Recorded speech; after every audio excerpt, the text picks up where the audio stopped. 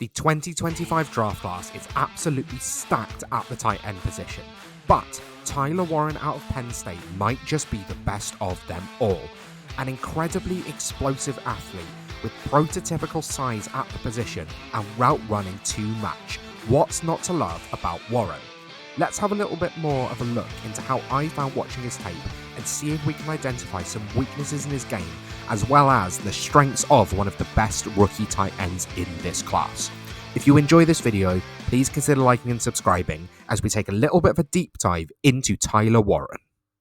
Tyler Warren is a true alpha in the receiving game, and that's not something that's easy to achieve at the tight end position, even though he started off as a quarterback. But some of those quarterback skills still show in his game. He is big, strong, fast, great after the catch, and fantastic in the red zone. He's incredible at contested catches with strong hands and also a physicality that means that he's completely unfazed by defenders at the catch point. But he pairs this play strength with really good burst and acceleration. He has a really good ability to get off the line quickly, which is something that adds to the fact that he is a good route runner at the position as well. He shows all of the physical traits to succeed at tight end in the NFL, which is the position where physicality and athleticism matters more than anything else. When we get to the combine, it's going to be so important for these tight ends, as the data has shown that the combine is most important for the tight end position, more so than any other position on offense. The other thing that I would say about him, as we've seen that he used to play quarterback, and you can see that there was a Wildcat clip in the highlight reel at the beginning of the video, but that shows in terms of his football IQ. You can tell that he has an ability to diagnose coverages immediately, and if he can see zone coverage, it worked with his ability to then find the soft spot within it that he can sit in for an easy gain. There is so much to love about Tyler Warren's game, as this is a player who matches high football IQ with incredible athleticism. But there are some weaknesses to his game. The main thing which is a concern for people who are more analytics driven is that Tyler Warren was a very late breakout, only having a 1,000-yard season in his 4th season in college. This can be a real concern to some people, as you're playing against people so much younger and less physically developed than you.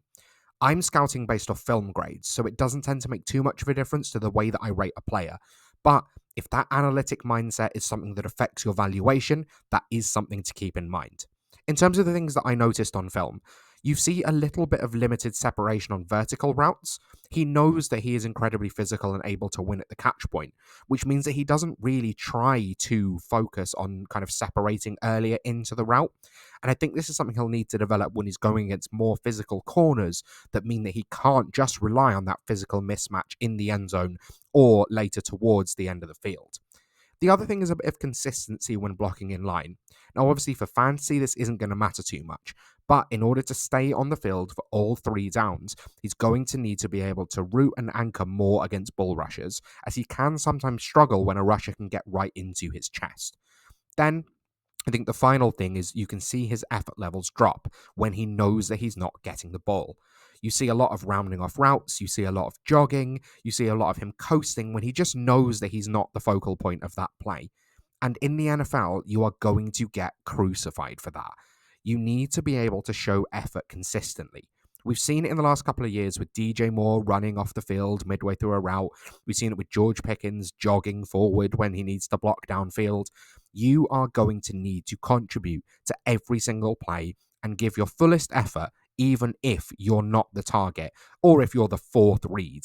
But we see with Warren, you can see immediately after the snap if he knows he's getting the ball or not. And if he's not, he sometimes just jogs his way upfield. So that is something he's going to need to change. I struggled with a playstyle comparison for Tyler Warren. I've seen a lot of people making comparisons to George Kittle, just in terms of someone who's that physical after the catch and a complete athletic freak. And while I can see the comparisons in the receiving game, George Kittle is the best blocking tight end in the NFL. And we're not quite seeing that level of aggression in the running game from Warren just yet for me to be willing to make a comparison to Kittle. The one that I've made is a more angry TJ Hawkinson. I can see in that ability to diagnose coverages and find the soft spots in zone, that ability to work through all three levels of the field and be a dominant red zone weapon, which we've seen from Hawk through his years in the NFL so far. But I think he plays a little bit more aggressively, just in his physicality and his ability to gain yards after the catch. So an aggressive TJ Hawkinson is the way that I've gone. In terms of his then projected draft value, this is going to come down to positional value. Tyler Warren, just in terms of grades as a prospect, could be anywhere within the top 10, but could also slip down to the back of the first round if teams don't want to take a first round tight end, or if they think that the class is good enough that they'd rather wait for tight end 2 to 5. As I think Warren is probably going to be the consensus tight end 1 on most teams' boards when all's said and done. Then, in terms of rookie draft value, this is going to be the same question. If you're willing to take someone that you think is a true alpha and going to be a tight end 1 for seasons to come, you can take him towards the middle of the first round. I don't think in one quarterback he'll go any later than the 108. In Superflex leagues, I can see him dropping to the back of the first round because people don't like taking a rookie tight end. But I think people might have learnt the lesson from this with Brock Bowers this year. Now, Warren isn't as good of a prospect as Bowers was, but rookie tight ends can produce immediately. And I think if anyone is going to, in this class, come straight into the league and be a top 3 to 5 dynasty tight end, it is going to be this absolute freak. If you've enjoyed this video, please consider liking and subscribing so you can check out all of the other rookie profiles that I've got on my channel and all of the fantastic content that I've got coming to you for the rest of this offseason. Thank you so much for watching, and I'll see you next time.